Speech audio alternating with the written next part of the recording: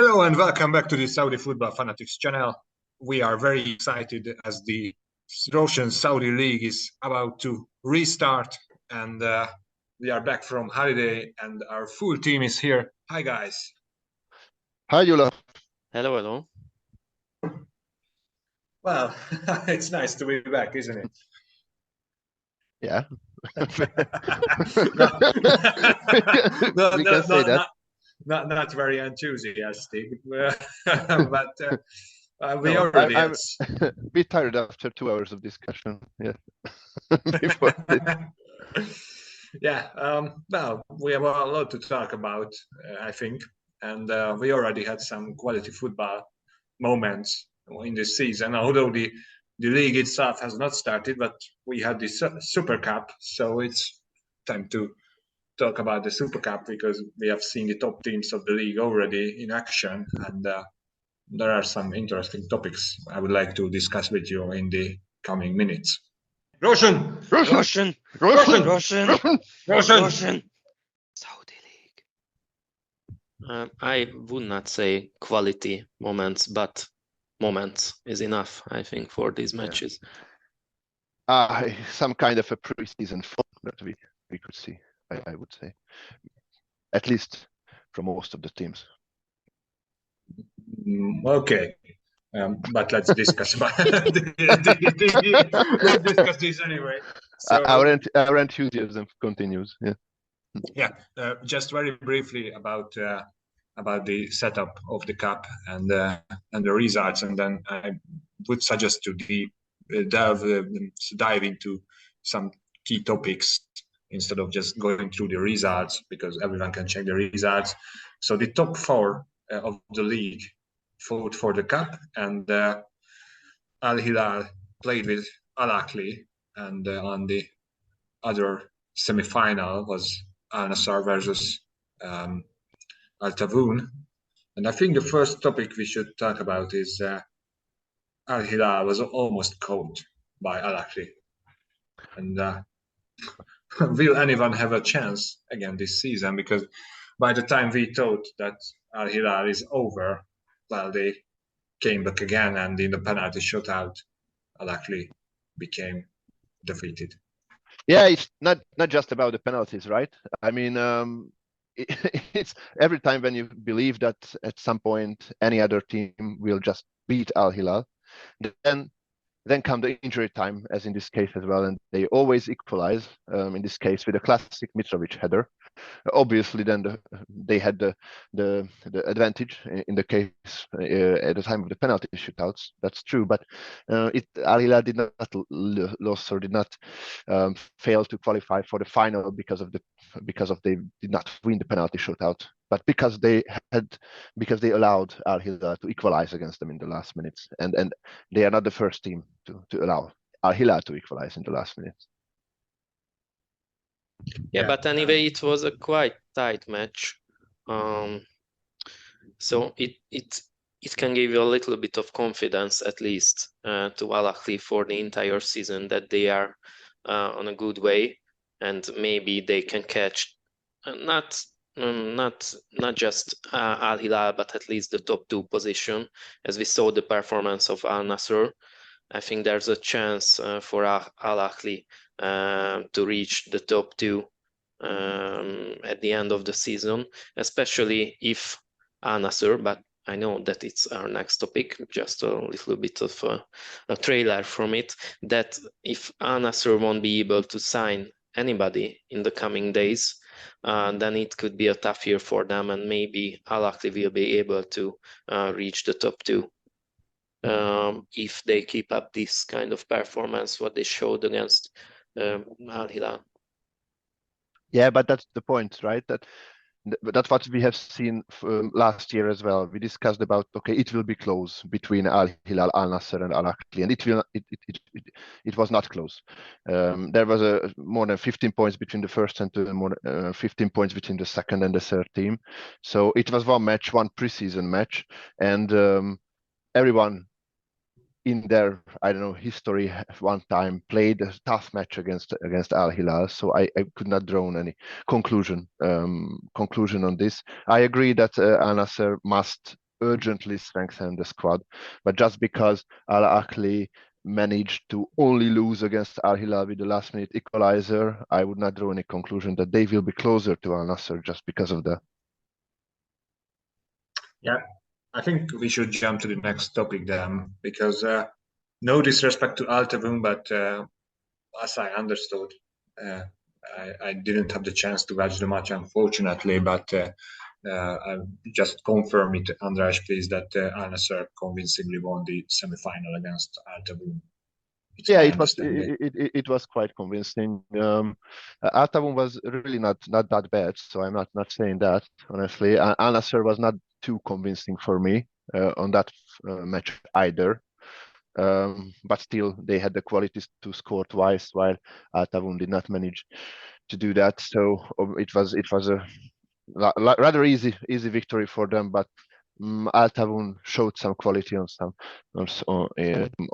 part of the pitch as well. Yeah, it will be interesting to see how Al-Taawoun will be able to manage the pressure of international cup competition together with the league. But that's a topic for another day, because we should progress as the time goes on and talk about the final, because it is the most interesting point here. Again, after the first half, you had the feeling that maybe Al-Hilal will be caught because the match against Al-Ahli was a close one. Ronaldo scored a goal just before the end of the first half, and then in the second half, something unexpected happened. I mean, it's really unexpected. Al-Nassr just collapsed, and the big question is, how could it happen? And what does Al-Nassr need to be able to compete with Al-Hilal? Because if you check the press, there is already speculation that this match cost Luis Castro's contract. So interesting to see what happens with Al-Nassr. I just dropped this topic to you. I'm curious of your opinions on this one. The first point is, if I may start, is the missing position on the midfield, because just one thing to the semi-final against Al-Taawoun, that in the last minutes Brozovic received the red card, and that's why he had to miss the final. So the one player who played on his position was Al-Khaibari. So it was one of the most important pieces which was missing from Al-Nassr's starting lineup. And that red card was a joke.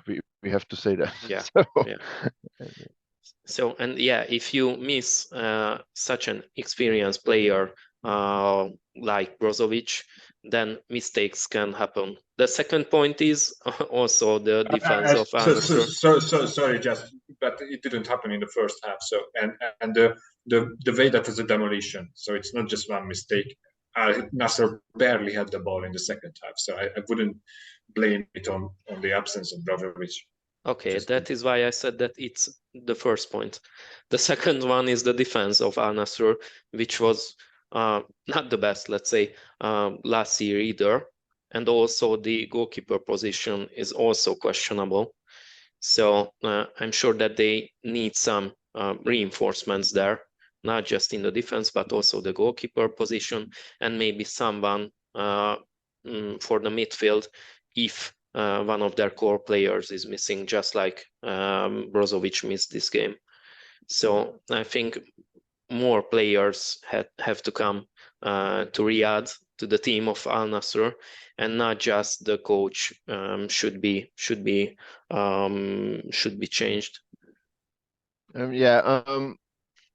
I agree. So in terms of the ball possession, which was heavily dominated by Al-Hilal, especially in the second half. Obviously, one reason for that is the absence of Brozovic, who is a playmaker and a ball controller player with vision, with the controlling abilities, and that was missing. However, he can also maintain that pace during 90 minutes, not only for 40 minutes. He can concentrate more, but this is obviously not not a sufficient reason in itself to answer these questions, because that was 15 minutes when Al-Hilal just simply scored 4 times to Al-Nassr, and it's not just about that 15 minutes. Al-Nassr simply did not have any chance in the second half. They did basically not touch the ball in any minute, and they had 1 or 2 touches, I don't know, per 5 minutes. So it was basically really unexpected, as Gyula said. I cannot give any answer to why it's happened, because these teams played with each other more times, several times in the previous season.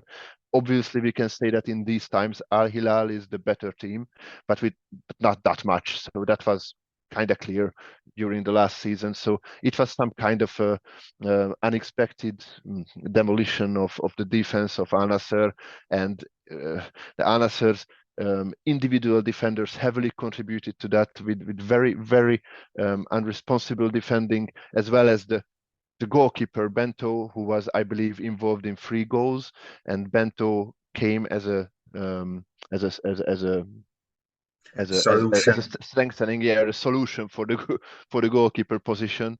And so far, it's not the best start for him. Obviously, it's only 1 match, so Bento will have the chance to perform class acts and wonderful saves during the season, but this was, we can, I believe, all agree, not the best start of his Al-Nassr career. Sorry, Gyula. In the meantime, I just rechecked it, and they still have international places in their starting lineup.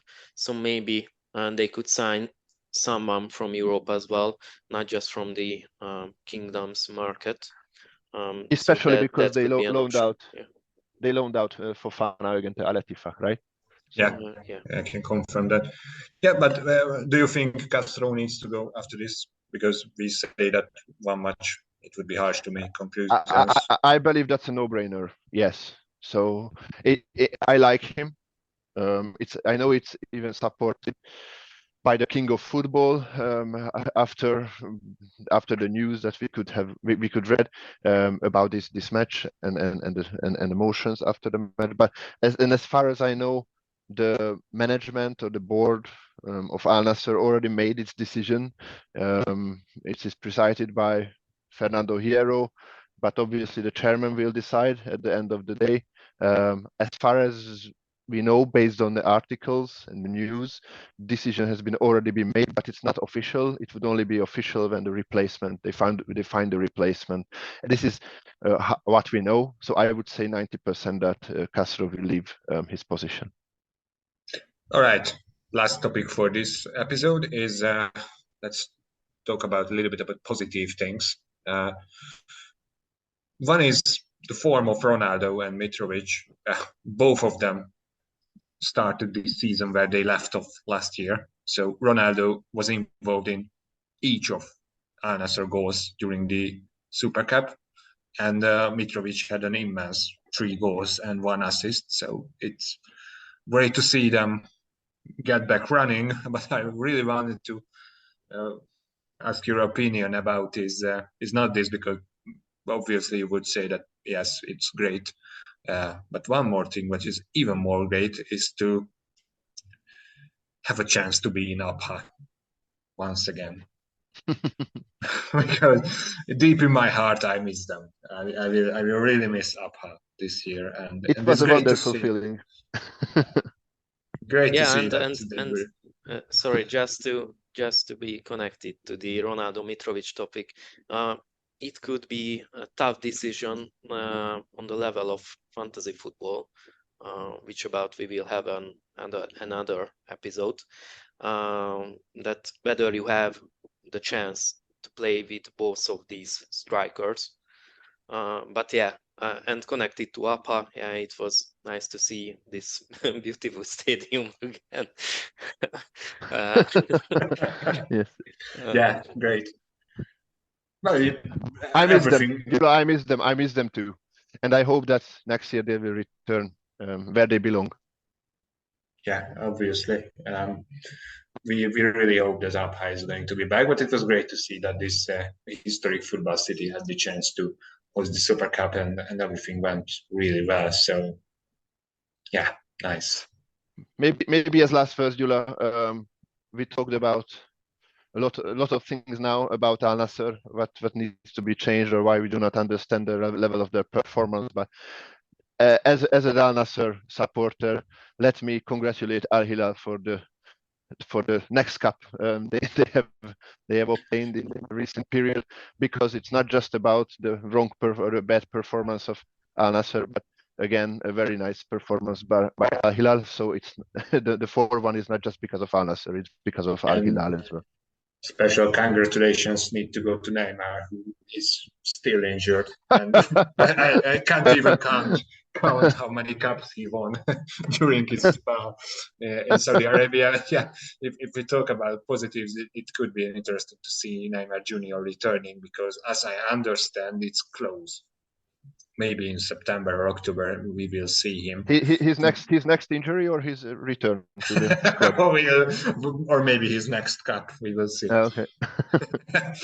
Well, thank you guys. It was a pleasure talking through the Super Cup with you, and we will continue with much more interesting topics, and with the season, and with the already spoiled Fantasy League. So we invite our listeners to stay with us, and please follow us on our Facebook and Instagram sites, because we are much more active there. We have been really silent on the podcast front during the summer, but we aim to change that too.